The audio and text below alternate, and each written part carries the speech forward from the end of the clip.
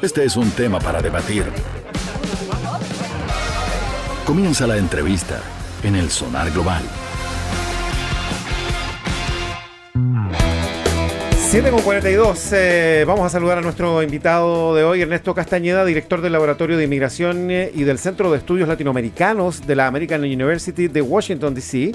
Castañeda es mexicano-estadounidense, vive en los Estados Unidos hace más de 25 años, está de visita en Chile esta semana para dar una serie de charlas sobre su libro Realidades de la Migración, desafiando las percepciones erróneas comunes. ¿Cómo estás, Ernesto? Bienvenido. Hola, Pablo. Muy bien, gracias. A ver, este libro tú lo lanzaste hace un tiempo, cuando estaba asumiendo Donald Trump, ¿no? Exactamente. Salió en noviembre del 2024. Cuando había ganado recién. Recién la elección, exacto. Ajá, sí. Y entonces, esto quiere decir que tú lo escribiste antes de Trump, ¿no? Sí, me tardó. Es un trabajo de investigación y de escritura de más de 7 años. Y tú ya estabas analizando y mirando, algo que por supuesto has estudiado durante mucho tiempo. 20 años. La realidad de la migración y cómo votar ciertos mitos, que son cosas que, bueno, acá tenemos también muy presente, ¿no? Tú lo has visto, lo has conocido en estos días seguramente y antes también. Está muy presente en la discusión de la campaña política, ¿no? Entonces, bueno, partiendo por estos mitos, ¿no?, que se instalan, ¿cuáles dirías tú que son los principales? Y si esos mitos se han mantenido con Trump o se han intensificado durante este tiempo, desde noviembre a ahora. Buena pregunta. Para empezar con la pregunta final, curiosamente, con Trump ha sido tan exagerado y ha sido tan literal en sus promesas y cumplirlas solo en el sector migratorio, que la gente está viendo que eran mitos y que eran problemáticas y que no querían eso. Entonces, por ejemplo, que los inmigrantes cometen crimen. Claro. Muchos ciudadanos están viendo que están llevándose a la niña de la guardería, a la señora que vendía flores, a gente que le tienen confianza, que emplean, que conocen a las familias y demás, que no eran criminales, solo tenían un estatus migratorio no legal y ellos no lo sabían, ¿no? Esa es una, que los inmigrantes cometen crimen más que los locales, no. Hay algunos que lo cometen, si no son santos, de acuerdo, pero van a trabajar, van a contribuir, van a crecer las familias, piensan a futuro. Otra es que los inmigrantes quitan trabajos, quitan empleos, pero un empresario no puede, en muchos sectores, no puede crecer y no puede tener éxito económico sin empleados, que muchos de ellos tienen que venir del extranjero. Entonces también estamos viendo que la economía se está afectando y eso lo llevo diciendo años, ¿no? Que más migración crea más oportunidades para todos, pero la gente dice, no, yo apliqué ese empleo y le dieron el trabajo a Juan, entonces no. Y bueno, a nivel micro se entiende, pero a nivel general genera empleo, pero no lo crean hasta ahora. Con la deportación la economía está bajando y lo están viendo. Ernesto, a ver, todo esto tú en tu libro lo respaldas con datos, ¿no? Sí. Que es una cuestión bien importante porque en esta conversación muchas veces cuesta distinguir la opinión del dato. Y eso es algo que estamos viviendo acá muy fuertemente. Es un problema de nuestra época, ¿no? Sí. Pero pese a los datos, y aquí uno pensaría que el mundo latino, el mundo de los inmigrantes, está consciente de ello, bueno, parece que no estaba tan consciente porque muchos latinos votaron por Trump. Y eso era algo que nos llamaba mucho la atención desde acá. Decir, bueno, este señor va a ganar y va a ganar con un voto latino. ¿Qué pasó? ¿Qué explica eso? Sí, la primera, lo que hago en el libro es pedirle al público que se pregunten si de verdad saben cosas de migración o solamente están yendo por cosas que escuchan en las calles y demás. El ser inmigrante no lo hace un experto en migración. Yo soy un inmigrante, pero no por eso, no estoy hablando de mi experiencia personal, sino de lo que dicen los datos, ¿no? Y aunque puede haber ejemplos de sí, tal persona mató a tal persona y era un inmigrante, de acuerdo, pero eso no significa que las tasas reflejen eso. Entonces en el libro tenemos muchos estudios, hay como 100 páginas de citas, y tenemos una encuesta grande que hicimos en la ciudad del Paso y con más de 1,000 latinos y su visión, su historia de migración o su mirada o opinión sobre la migración, porque la mayoría de los latinos en Texas tienen 4, 5 o más generaciones, son muy americanos. Entonces ahí el voto latino fue muy inteligente Trump en dividir. Somos latinos, tenemos cosas en común, está esa parenicidad que se crea ahí, que nos conocemos, gente de toda Latinoamérica en Estados Unidos. Pero hay gente que llegó por asilos políticos, ¿no? Gente que llegó como refugiados, el equivalente. Gente, sobre todo de Cuba. Gente que llega indocumentada de México, Centroamérica. Gente que son científicos, empresarios, etcétera, que tienen papeles. La mayoría nació ahí. La mayoría no hablan español. Entonces fue muy eficiente Trump y la gente que hablaba en medios en español diciéndole, no es contra ti, Mario López, que eres americano, vamos contra tu vecino que es miembro de una pandilla o que es criminal, a él lo queremos deportar. Y pues claro, los migrantes decían, sí, hay un criminal en mi barrio, no lo quiero aquí, como nadie lo quiere, ¿no? Entonces creyeron, por la gente que confiaban, que les decía eso en las iglesias, en los medios en español en Estados Unidos, que no era contra ellos. Entonces, por eso votaron algunos más que antes por Trump. Pero ya ahorita que está deportando por perfilamiento racial, por las apariencias de las personas, la gente vio que no era tan fácil. Yo ya voté por Trump, yo ya soy parte del grupo del poder, yo ya soy blanco, ¿no? Yo ya me integré porque demostré que estoy en contra de los inmigrantes malos. Yo soy inmigrante bueno. Le funciona a Trump, pero para un latino es difícil distinguir. ¿Y eso ha cambiado? Sí, porque entonces... Porque todavía no cumple un año Trump. No cumple un año, pero ya la ICE está deteniendo inmigrantes y ciudadanos, gente que está ¿Esa tramitando percepción asilo. tú dirías que se ha ido modificando de manera importante? Sí, porque mucha gente incluso que votó Trump está deportando a muchos cubanos, que eso la comunidad cubana no está acostumbrada a que se le llame ilegal, pero ahora lo es, entonces ha sido muy fuerte para ellos. Venezolanos muy conservadores que estaban con un argumento de no queremos socialistas, no vamos a votar nunca por los demócratas porque son comunistas, que no es cierto, vamos a votar por el de derecha, y ahora están diciendo, bueno, está quitándole las protecciones que tenían los venezolanos en Estados Unidos, que eran buenas, que puso Biden. Entonces, mucha gente está desilusionada. Claro, la base, 30%, gente que se ve muy americana, van a seguir apoyándolo, pero mucho voto de gente latina que no había votado antes o que había votado por un demócrata y votaron por él, creyéndole estas promesas, sobre todo en la economía, están viendo que la economía va para abajo. Entonces, están cambiando de opinión. Hablaste de esta impresión de que no son los delincuentes los que están siendo deportados, sino que personas que trabajan en el vecindario, que son personas conocidas. ¿Qué pasa con la fuerza de trabajo? ¿Cuánto se está debilitando y qué está pasando en el impacto económico que tiene eso? Exactamente. Estados Unidos después de la pandemia está creciendo entre un 3 y 4%, o sea, 3.5 por año.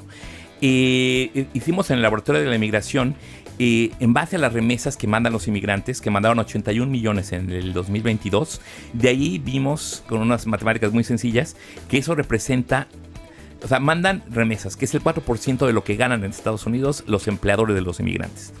Es decir, en el 2022 los inmigrantes contribuyeron al 8% del Producto Interno Bruto de Estados Unidos.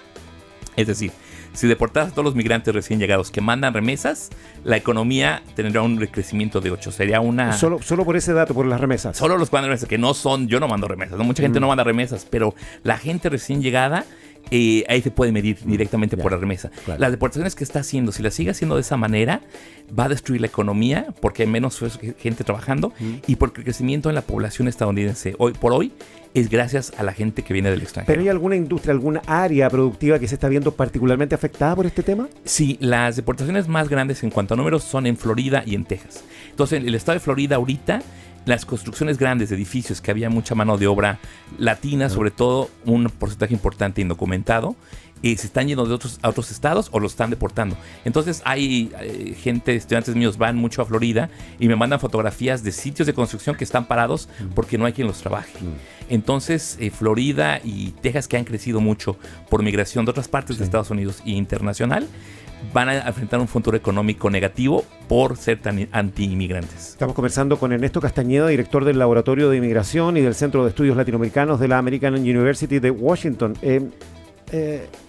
La realidad hoy día con estos operativas de la ICE, ¿cuál es? Nosotros vemos videos, imágenes que son muy impactantes, hemos visto también manifestaciones, protestas, cabreo de la gente, ¿no?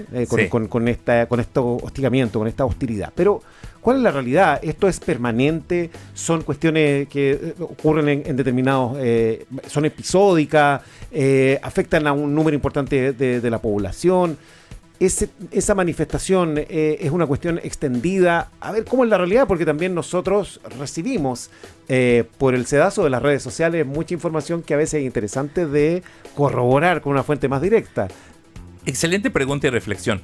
Los eventos son esporádicos y y muy esparcidos por el espacio. Okay. Entonces, la mayoría de la gente no ha visto ninguno en persona en Estados Unidos. Lo están viendo igual que tú por los medios sociales. Okay. Y lo que está en los medios sociales, la mayoría es cierto. O sea, si pasaron los incidentes. Digamos, ocurren, no es que no estén ocurriendo. Pero están sobrellevados en su representación de la perfecto. realidad, totalmente. Sin embargo, estas redadas en lugares públicos de ciudadanos comunes sin una acta de deportación de que estoy buscando a Ernesto Castañeda para deportarlo, sino que, mira, tú te ves que trabajas en construcción, eres latino, ven para acá. Eso es algo que no se hacía en muchas décadas en Estados Unidos. Incluso las redadas con Obama y todo eran en lugares de trabajo, que era triste, pero bueno, habían ahí 100 y se llevaban los 100 al mismo momento, ¿no? Yeah. Entonces era menos público y no había redes sociales. O Biden deportó mucha gente que llegaban justo a la frontera y los regresaban. Pero ahora está el grosso de las deportaciones son del interior de Estados Unidos, de gente que o tiene ahí más de 10 años y que tiene familia, negocios y demás, o que llegaron temporalmente pidiendo asilo y que el gobierno sabe en dónde están y están yendo por ellos, ¿no? O que están yendo a su cita para seguir regularizando su estatus. O sea, gente que va a pasar de la irregularidad a la regularidad. A ellos son los que están deteniendo porque es muy fácil. Vienen a ti a las cortes. La pregunta es, estas acciones de la ICE, los muros, las restricciones, ¿no? ¿Van a detener la migración? No, los muros no funcionan. El muro migratorio cuando lo construyó Trump, bueno, lo construyeron desde antes. Trump construyó muy poco, pero existe. No frena la migración. La manda al desierto, la manda a los túneles, la manda a que el crimen organizado gane más dinero por ese tipo de negocios, que antes era un negocio más informal con conocidos del pueblo y demás. Entonces, no, los muros no funcionan, pero crean muertes y te incrementan el costo de la migración irregular y crean trauma y sufrimiento. Pero la gente que tiene que escapar de la guerra en Afganistán, en Ucrania, van a seguir saliendo. Y las deportaciones, digamos, la acción de la ICE, ¿también o sea, puede tener un efecto o no lo va a tener tampoco? Ahorita hay 60,000 personas detenidas en Estados Unidos. La gente que tiene esos negocios está ganando mucho dinero. La gente que está detenida está sufriendo. No tener estatus migratorio en Estados Unidos no es una pena criminal, sino es una pena civil. Y los tienen detenidos en lo que ven, si los van a deportar o si los van a soltar. A muchos son ciudadanos, los van a soltar. Sí. Pero por lo pronto están en condiciones que son peores que una prisión en Estados Unidos. Entonces eso crea un problema de derechos civiles y demás. Y luego han deportado ahorita yo creo que más de 200,000.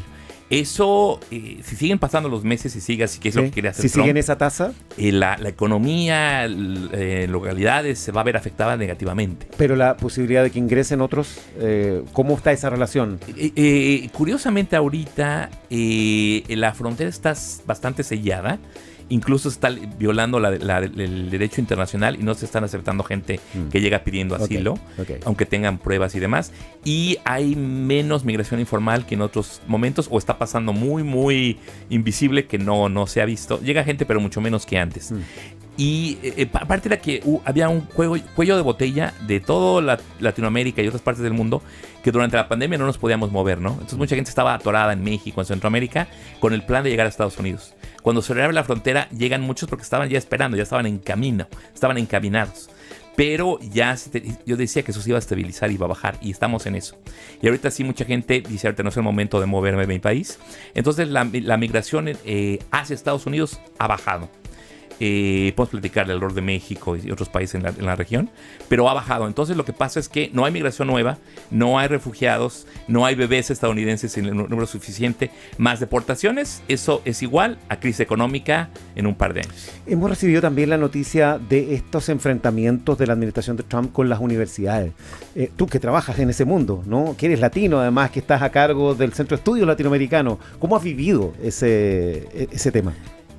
También es algo que no es común en la tradición estadounidense.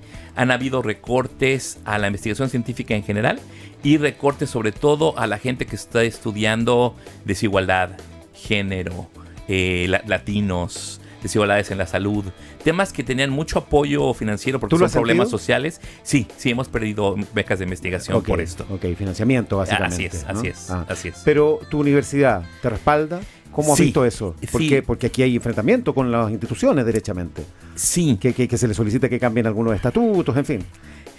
Hoy tuvimos unas reuniones sobre eso. Hay le llaman un compacto de cosas que pide el gobierno que las universidades firmen para tener acceso a más fondos de investigación. Pero si las universidades firmaran eso, se le da el permiso al gobierno de que dicte qué puede uno enseñar y qué no puede. Enseñar. Entonces es el fin de la libertad de cátedra. Entonces las universidades no pueden hacerlo porque se ponen la soga en el cuello. Entonces es una amenaza que no, pero a la vez no es claro todavía qué pueda de verdad hacer el gobierno para las universidades privadas o las universidades que tienen mucho éxito que continúen con su labor. El problema mayor es en las universidades públicas en estados con gobernadores republicanos. Ernesto Castañeda, director del Laboratorio de Inmigración y del Centro de Estudios Latinoamericanos de la American University de Washington, muchísimas gracias por venir al estudio. Este libro que estás presentando en Chile, que estás hablando de él en estos días precisamente, Realidades de la Inmigración, desafiando las percepciones erróneas comunes, ¿lo podemos encontrar acá? Claro que sí, está disponible en Amazon y lo pueden comprar en Amazon en línea y llegará acá. Lo publica la Columbia University Press, que también tiene su sitio web, lo pueden vender. Y estamos tratando de traducirlo y tener ojalá una edición en Chile en el futuro próximo. Bueno, muchísimas gracias por estar acá. A ti.